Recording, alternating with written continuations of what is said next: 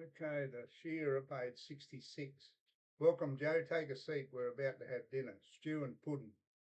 Scott pointed to a spare seat at the table. After a quick introduction to the other workers, a plate of steaming hot stew piled high on an enamel plate placed in front of Joe. Get this into you, mate, said the cook. Joe was famished. His taste buds exploded as he forced morsels into his mouth. He'd not eaten for a couple of days since leaving the Shearer Station. Where do we sleep? Joe asked the person seated beside him. Out on the flat, mate. There's no shearing quarters here. If it rains, we get wet, he replied. At that moment, Joe thought of an idea, probably the most important idea to ever enter his head. Why do shearers need to put up with these conditions and wages for the work they do? They're not slaves. What could he do about these conditions? He needed the work, as did other shearers, but there had to be something done. What could he do?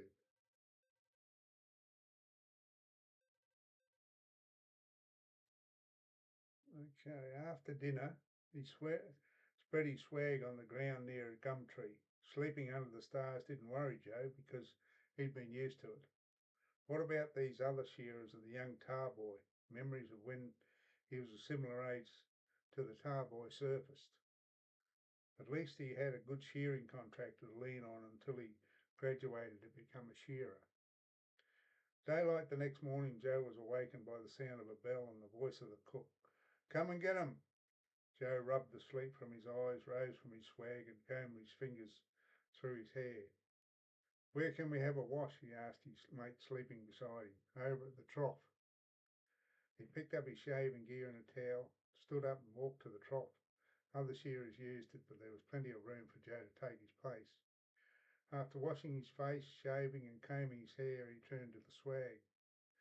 He'd have breakfast first and then tend to his daily ritual to make his shears in good working order before he set out for a day's work. Seeing the food dished up on the plate in front of him, he realised the cook was a good one. Lamb chops, onion gravy piled high on his plate with a pannikin of steaming black tea. What more could he ask? No conversation was had during the meal. With no shearing shed, this property was different to the previous shearing sheds Joe had worked. Rough timber bearers covered by thatched roof.